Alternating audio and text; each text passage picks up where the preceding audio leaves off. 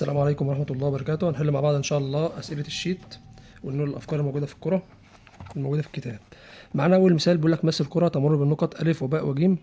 يعني بيقول لك الكرة ديت موجود عليها نقطة ألف ونقطة باء ونقطة جيم. تمام، وبيديك نص قطر الكرة 4 سم. خلينا متفقين إن أنت بتكون محتاج حاجتين اتنين عشان تعرف تمثل الكرة: المركز ونص القطر بتاع المركز. لو أنت جبت دول يبقى خلاص كده تقدر تمثل الكرة. تمام. طيب الفكرة معانا اللي احنا معانا 3 نقط موجودين على سطح الكرة. هنعمل ازاي؟ هنوصل كل نقطتين ببعض، يعني مثلا ألف بباء وألف بجيم. هنوصل ألف بباء ونيجي من منتصف ألف باء. بص يا باشا، عشان الفكرة ديت ثابتة معاك في كله، خلينا متفقين كده اللي احنا عندنا قاعدة بتقول المستوى العمودي على مستقيم من منتصفه محل هندسي لأي نقطة واقعة في الفراغ ومتساوية البعد عن طرفيه. معناه ايه بقى الكلام ده؟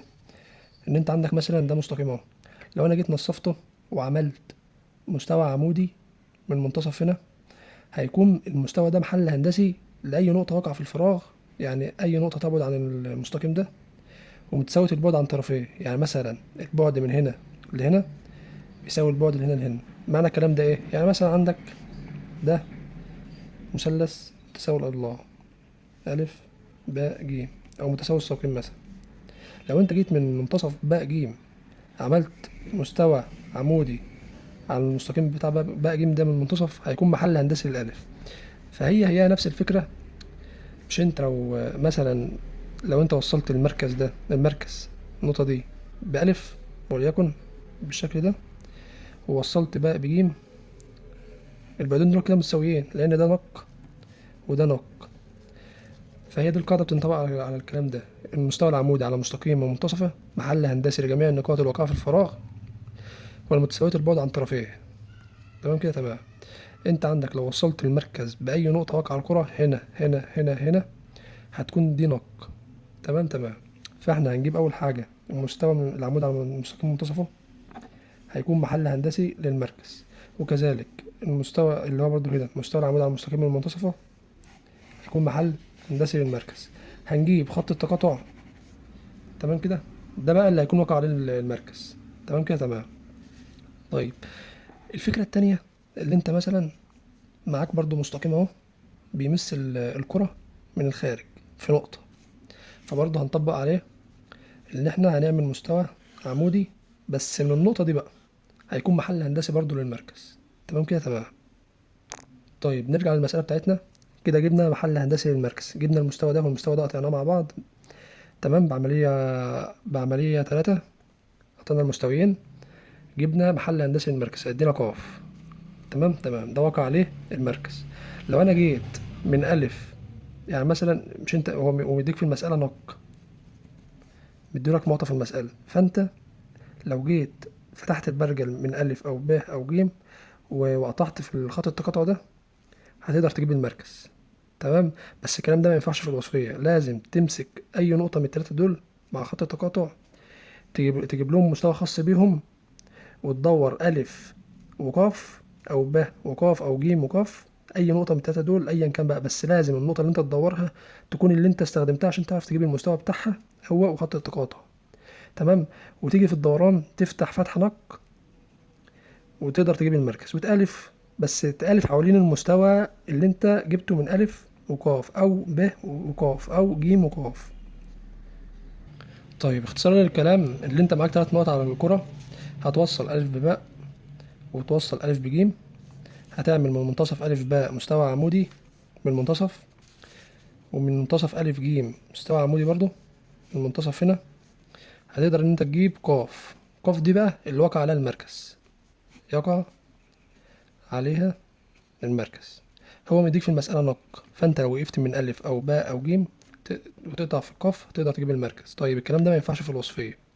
تمام، لازم تدور. طيب هدور حوالين انه مستوى، هتدور حوالين المستوى لازم يقع فيه قاف ويقع فيه ألف، يعني يحوي الاتنين دول. فأنت هتمسك نقطة ألف مع قاف وتجيب لهم مستوى، أو نقطة باء مع قاف وتجيب لهم مستوى، أو نقطة جيم مع قاف وتجيب لهم مستوى، وتدور النقطة اللي أنت استخدمتها هي والمستقيم قاف، وتيجي في الدوران تفتح بفتحة بتساوي نق، وتقطع في قاف تجيب المركز، وتألف وتكمل في المسقط الأفقي. يعني مثلا نقطة المركز هنا ونقطة المركز هنا، ميم شرطة ميم شرطتين، هتفتح بالفتحة بتساوي نص القطر وترسم الدايرة. تمام. طيب نيجي بقى للمسألة اللي بعدها. هنا مديني مستقيم بيمس الكرة في نقطة. تمام كده تمام. ومديني مستوى برضه بيمس الكرة في نقطة. طيب خلينا متفقين ان انت لما يجيلك مستوى بيمس الكرة في نقطة، هتقوم على طول من النقطة دي تقوم عامل عمودي على المستوى، هيكون محل هندسي للمركز، محل هندسي للمركز. تمام كده تمام. ولما يجيلك مستقيم بيمس الكرة في نقطة، لو جيت عملت مستوى عمودي من النقطة دي، هيكون محل هندسي للمركز. هتقاطع العمود اللي انت قيمته ده مع مع المستوى اللي انت عملته، هيتقطعوا في نقطة، هيديك المركز. تمام كده تمام. طيب آه هنا لو بصيت معاه في المثال، هتلاقي اللي هو مديك نقطة نون ناقص احداثي، بس مديك مديك المستوى كامل، فهتكمل نون دي موازي عمودي موازي. طيب ده الكلام ده امتى؟ لما يكون مديني المستقيم بيمس الكرة في نقطة. طيب هو هنا في المسألة بتاعتنا مش مدينا المستقيم ده بيمس الكرة في نقطة، فانا هعمل ايه؟ هضطر ان انا اكمل نون موازي عمودي موازي، وبرضه هعمل عملية آه يعني اللي انا هقيم عمود محل هندسي للمركز، وهقوم مقاطع المستقيم ده مع المستوى ده. يعني انا بص، المستوى ده مثلا وليكن بالشكل ده في الفراغ، هكمل يعني همد المستقيم ده كده وهقطعه مع المستوى ده. هتقول لي عملت كده ليه؟ هقول لك لان عندك نظريه بتقول ان انا مثلا لو عندي كره بالشكل ده كده، تمام، وفي نقطه ورا، جميع الرواسم اللي بتودي الممثل الكره، تمام، من هنا كده او من هنا او من هنا برضو او من هنا او من هنا، كل الرواسم دي لازم يساوي بعض. يعني من هنا لهنا من هنا لهنا بيساوي من هنا لهنا، يساوي من هنا لهنا، وهكذا. يعني جميع الرواسم دي لازم بيساوي بعض. فانا هنا هقوم مقاطع المستقيم ده مع المستوى، تمام، وهوصل نقطة التقاطع دي لنون لنون. تمام. هقوم حاسب طول حقيقي للنقطة، وليكن مثلا دي نقطة واحد لواحد نون، تمام، وهوقعه على الرسم ده اللي هو المستقيم ده. بس كل ده في الدوران. يعني انت دلوقتي هتعمل ايه؟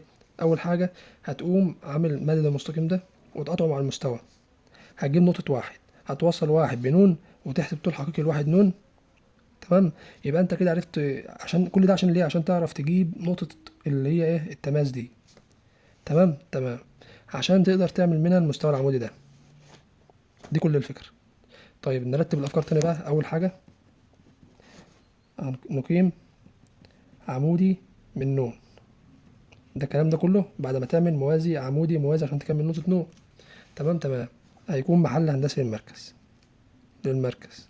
رقم اتنين اللي هنعمله نقاطع المستقيم س صاد مع المستوى، هيتقاطع في نقطة، تمام، نقطة واحد.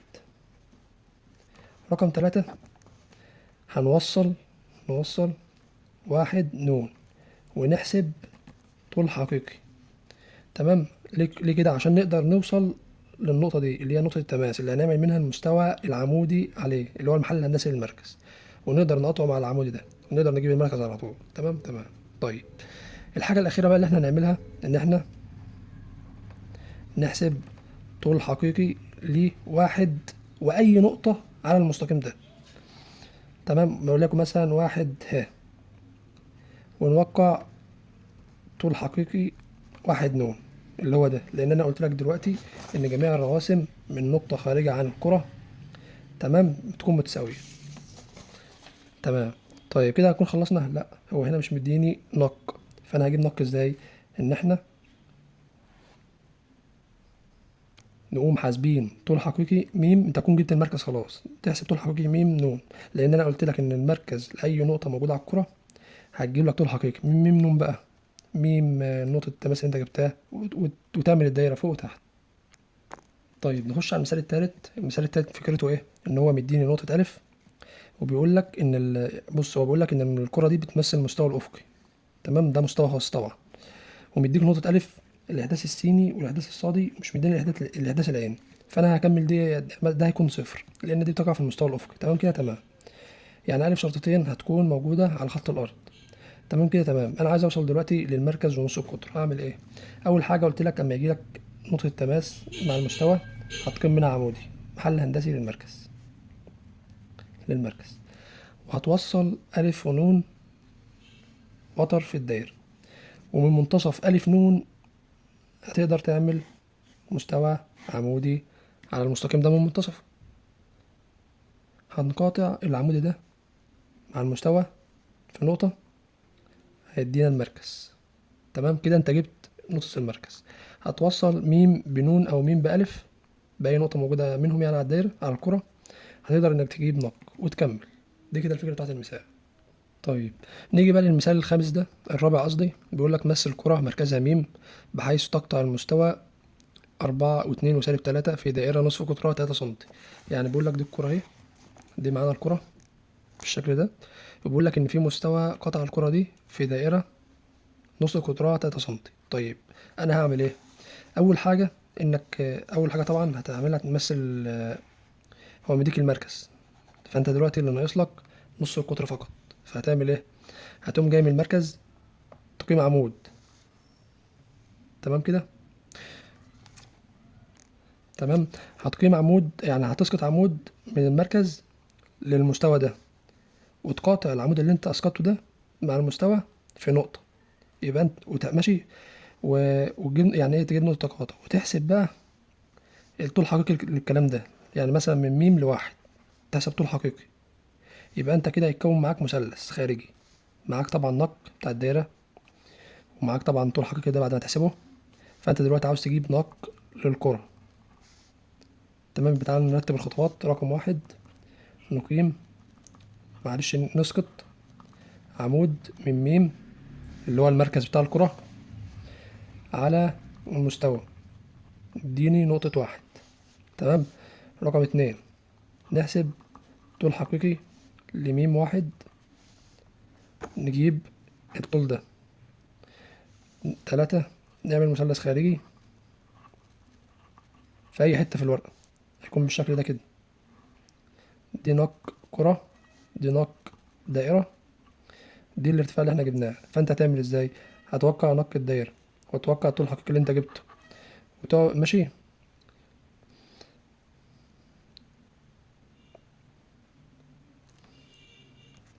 هتقدر على طول انك تستنتج نق الكرة وتبدأ ترسم بقى عادي.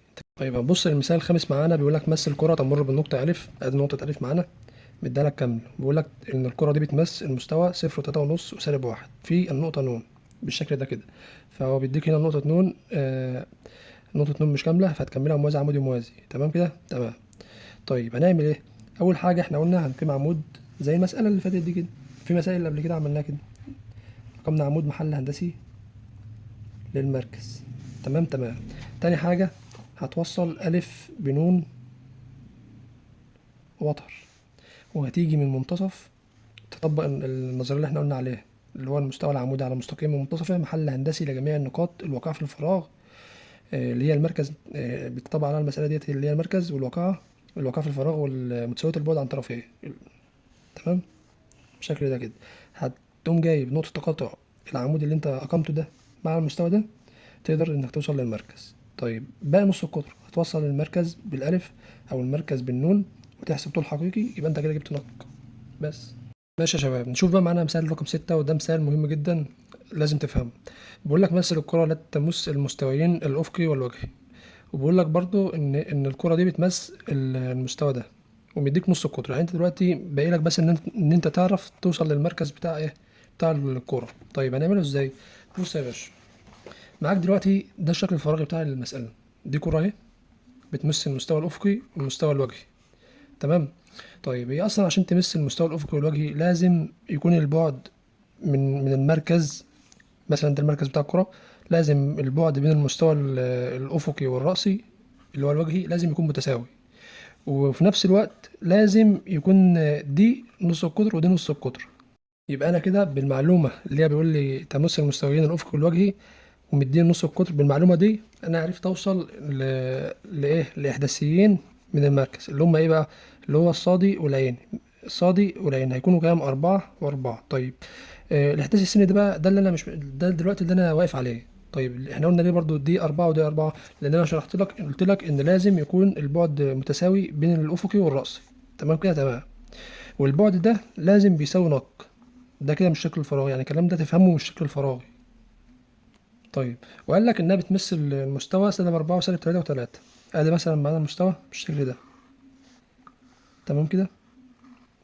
المستوى ده بيمثل الكرة من الخارج اللي هو -4 وسالب 3 و3. طيب اعمل ايه عشان اقدر اكمل الاحداث السيني بتاع المركز؟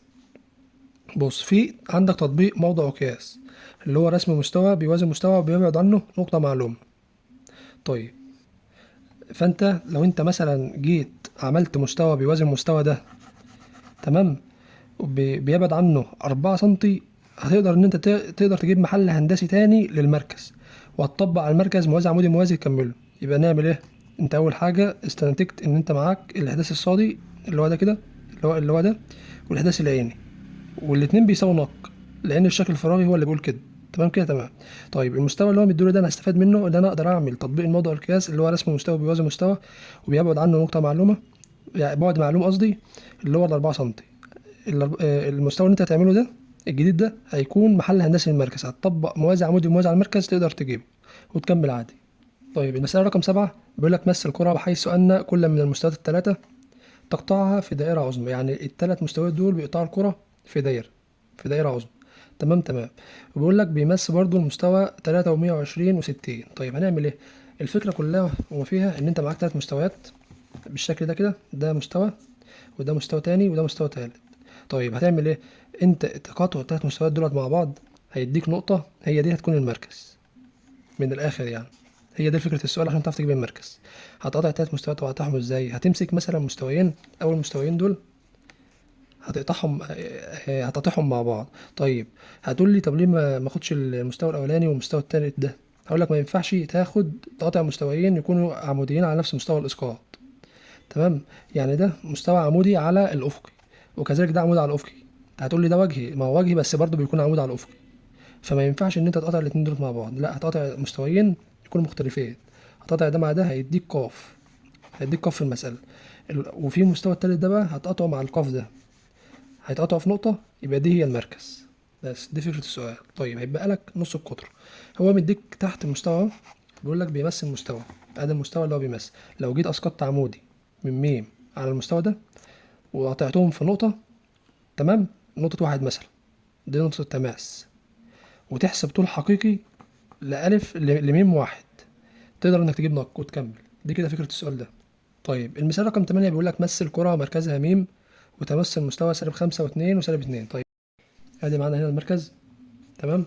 بيقول لك انها بتمس المستوى بالشكل ده كده. تمام. طيب عايزين نعمل ايه؟ هو مديك المركز كام، فانت دلوقتي بالك النص القطر هتجيبه ازاي؟ هتقوم برضو زي الفكره بتاعت المساله اللي فاتت الاخيره، هتسقط عمودي، تعمل عمليه 5 زائد عمليه 4، يعني تسقط عمود وبعدين تقاطعه مع المستوى هتجيب نقطه واحد. تحسب طول حقيقي لميم واحد، كده انت جبت النق وخلصت كده. طيب هنبص على الفكره دي معانا. بيقول لك مثل كره مركزها ميم متساويه البعد عن المستويين الافقي والرأسي، ويقع في المستوى -1 و4 و1، والنقطتين ألف وباء يقع على الكرة. طيب دي كرة معانا ايه مثلا؟ ده شكل الفراغي بالشكل ده مثلا، بالشكل ده. تمام تمام. بيقول لك المركز ميم ده متساوي البعد على المستويين الأفقي والرأسي. طيب هي دي المشكلة اللي هتقابلك. انت أول حاجة مديك ألف وباء على سطح الكرة، هتوصلهم وتعمل مستوى عمودي من منتصفهم محل هندسي للمركز. تمام تمام.